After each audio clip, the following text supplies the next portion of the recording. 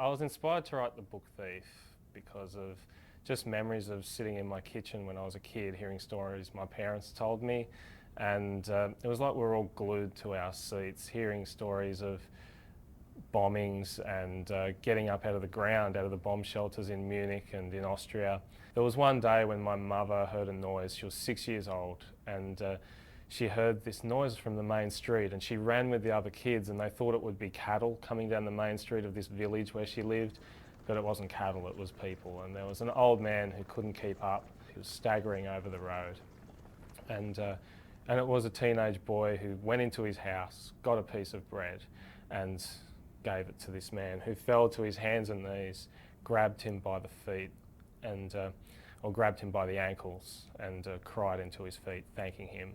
And then a soldier came, ripped the bread away, and whipped the old man for taking it, and then chased the boy and beat him to the ground and whipped him for giving him the bread.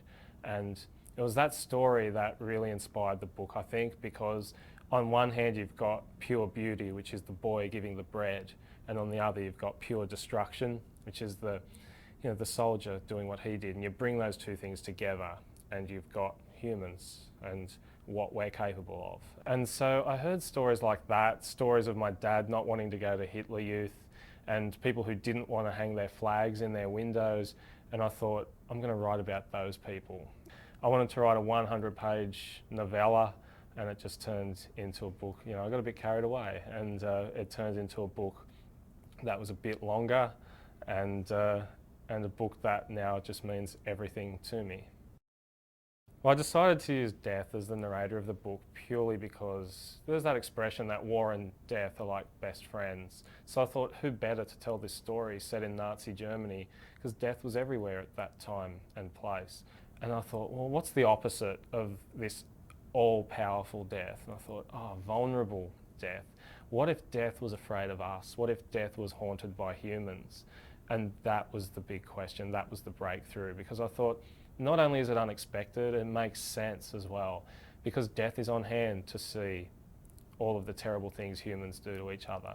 And I realised what the book was about at that point, and it was trying to find beautiful moments in an ugly time. Probably the most asked question about the book when it comes to where should this sit on the bookshelf is this a young adult book or is it an adult book? I just think, well, I didn't sit down to write a good young adult book or a good adult book. I really tried to write someone's favourite book. The other thing to remember is I thought nobody would read the book. A 500-page book set in Nazi Germany, the narrator's death. You think, how do you recommend that to your friends? I thought, no one's going to read this. I thought, well, I might as well do this exactly how I want to do it and follow my own vision for the book and write in exactly the style I want. That's when it really took off. So I think half of writing a book is just forgetting that there's even a world that exists beyond the book. To be a writer, I think, has nothing to do with being published in a lot of ways.